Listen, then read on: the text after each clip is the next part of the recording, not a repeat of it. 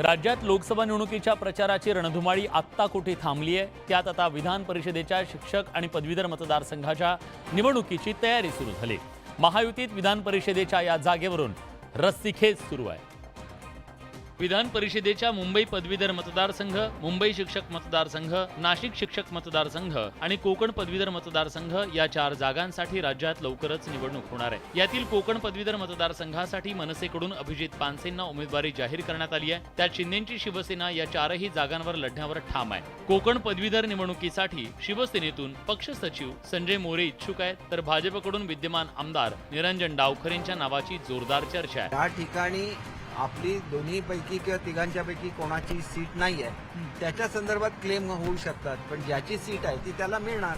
हे युतीचं साधं तत्व आहे। भाजप सर्वात मोठा पक्ष असल्यामुळे भाजपला सर्वात जास्त जागा मिळतील, पण आमच्या सोबतचे जे 2 पक्ष आहेत त्यांचा पूर्ण सन्मान हा यामध्ये राखला जाईल। मनसेनं अभिजित पानसेंना उमेदवारी जाहीर करत आघाडी घेतली आहे। एकूणच विधान परिषदेच्या शिक्षक आणि पदवीधर मतदारसंघातील जागांचा तिढा महायुती कसा सोडवणार आहे याकडे इच्छुकांचं लक्ष लागलंय।